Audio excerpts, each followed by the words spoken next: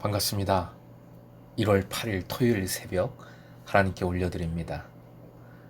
나는 순례자 함께 찬양하시겠습니다.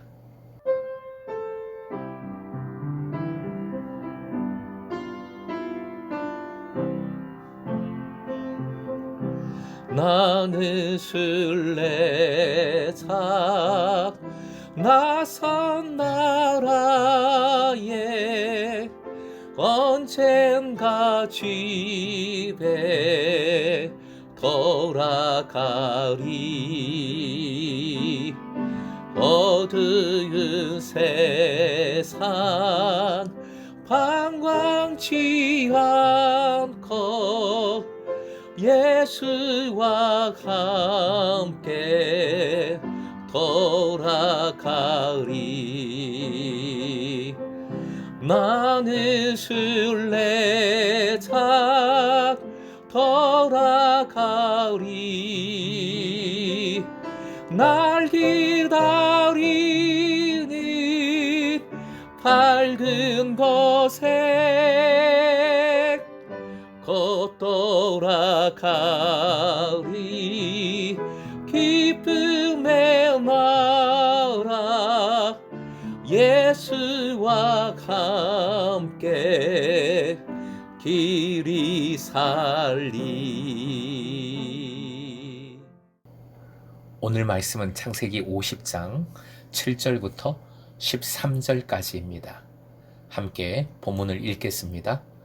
요셉이 자기 아버지를 장사하러 올라가니 바로의 모든 신하와 바로 궁의 원로들과 애굽 땅의 모든 원로와 요셉의 온 집과 그의 형제들과 그의 아버지의 집이 그와 함께 올라가고 그들의 어린 아이들과 양떼와 소떼만 고센 땅에 남겼으며 병거와 기병이 요셉을 따라 올라가니 그 때가 심히 컸더라. 그들이 요단강 건너편 아닷 타작 마당에 이르러 거기서 크게 울고 애통하며 요셉이 아버지를 위하여 7일 동안 애곡하였더니 그 땅 거민 가나안 백성들이 아담 마당의 애통을 보고 이르되 이는 애굽 사람의 큰 애통이라 하였으므로 그 땅 이름을 아벨 미스라임이라 하였으니 곧 요단강 건너편이더라. 야곱의 아들들이 아버지가 그들에게 명령한 대로 그를 위해 따라 행하여 그를 가나안 땅으로 메어다가 마므레 암 막벨라 밭 굴에 장사하였으니 이는 아브라함이 해족속 에브론에게 밭과 함께 사서 매장지를 삼은 곳이더라. 오늘의 기도 제목, 오늘도 이 땅에서 하늘 소망으로 굳건하고도 행복한 삶 살게 하소서. 오늘도 이 땅에서 하늘 소망으로 굳건하고도 행복한 삶 살게 하소서. 7절부터 9절까지 매우 성대하고 화려한 장례의 모습입니다. 야곱은 이스라엘인이었지만 요셉이 애굽의 총리였으므로 그에 걸맞는 애굽식 장례를 치르고 있습니다. 모든 것이 애굽의 정통이고 그리고 매우 화려하지요. 사치스럽게 보이기까지 합니다. 당연히 애굽 총리, 나라의 2인자에 걸맞는 모습인데 비판적인 시각으로 보면 의아한 모습이 될 수도 있습니다. 그래도 요셉인데 이건 좀 너무 과한 것 아닌가? 무엇보다 지금 극악한 흉년 하에서 어려움을 겪는 이들이 대부분인데 이건 좀 심한 것 아닌가?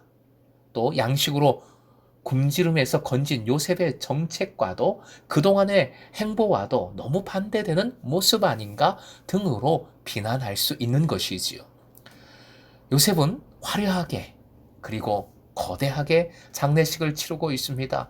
국가장 같은 분위기입니다. 이 화려한 장례식은 사치스러움 그 이상의 의미를 분명히 가지고 있습니다. 영적인 의미가 있다는 것입니다. 뭘까요? 하나님 나라 백성이 누리는 하늘 영광을 의미하고 있습니다. 땅의 것이 아니라 하늘의 것을 사모하는 삶이 누리는 하늘 영광의 표상이 되고 있는 겁니다. 이는 야곱의 믿음에 대한 하늘 상급의 표상이 되는 것이지요. 요즘 플렉스 한다 하지요. 한 번쯤은 고생한 자기 자신에게 돈이든 뭐든 풍성하게 보상해 주는 것도 행복한 삶을 살아가는 좋은 방법 중에 하나이겠습니다. 영적인 면에도 그렇습니다. 전에는 교회가 뭘 해도 플렉스 했어요. 세상보다 훨씬 더 앞섰습니다. 하지만 지금은 오히려 반대지요. 세상에 좋은 것이 다 있어요. 검소하고 아끼고 겸손하고 인내하는 것 신앙의 매우 중요한 요소이지만 그것만 강조해서 자칫 균형을 이루면 안 됩니다. 가나안 혼인잔치가 예수님의 첫 기적임을 기억하십시오. 본문은 영적으로 예수님의 가나안 혼인잔치, 즉 하늘 영광, 하늘 잔치, 기쁨이란 측면에서 연결되는 사건인 겁니다. 특히 미래 세대를 선교적 관점에서 바라본다면 반드시 신앙의 기쁨, 예수님과 함께 기뻐하고 즐거워하고 그리고 먹고 마시는 코이노니아, 교제, 그 모든 것에도 최선을 다해야 하는 것이지요. 하늘 영광이 세상 영광과는 비교도 안 되는 것임을 우리가 플렉스해야 한다는 것이지요. 또 한 가지 상고해야 할 것이 있습니다. 지금 야곱의 장례는 완전 이집트 방식입니다. 그런데 여느 이집트 방식의 장례와는 완전히 다른 것이 있습니다. 무엇입니까? 바로 가나안 헤브론으로 간다는 것이지요. 12절부터 13절 특히 중요한 부분이지요.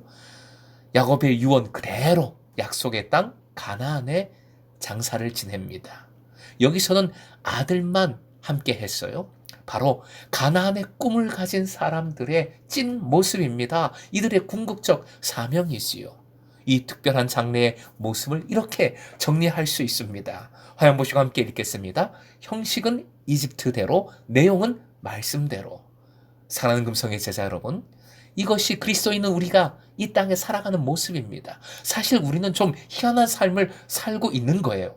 구원받고 하나님 나라 백성이 되었지요? 그럼에도 우리는 이 땅에서 그대로 살고 있습니다. 그래서 이 땅의 영광뿐만 아니라 시험이나 환난이나 고통에도 그대로 노출되어 있습니다.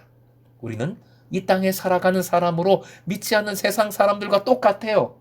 바로 이것이 형식적인 측면입니다. 동시에 그리스도인은 하나님의 백성이지요. 하나님의 통치를 받는 사람들이고 하나님의 사명을 이 땅에서 이루어가야 하는 사람들, 하늘 영광을 바라보며 그 사명을 계속해서 일구어가야 되는 사람들입니다. 이것은 내용적인 측면입니다. 기억하십시다. 형식과 내용이 균형을 이룰 때 그리스도인은 행복해집니다. 절대 형식과 내용은 따로 국밥일 수가 없어요.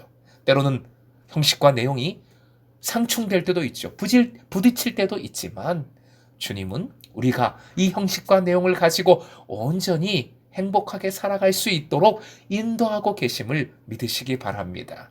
예수님의 제자로서 이 땅에서 하늘 영광을 바라보며 나아가십시다. 하늘 영광을 바라보지만 이 땅에서도 성실하게 최선을 다해야 합니다. 이 땅의 삶을 우리는 온전히 믿지 않는 사람들과 동일하게 그들과 함께하며 열심히 살아야 된다는 것이지요. 우리에게 혹시 성공이 있고 어떤 영광이 있다면 이 땅의 영광이 아니라 하나님의 영광으로 우리는 돌려야 합니다. 하나님의 영광을 드러내야 합니다. 혹 실패가 있고 좌절이 있다 하더라도 하나님께서 책임져 주실 것임을 믿고 다시 일어서십시오.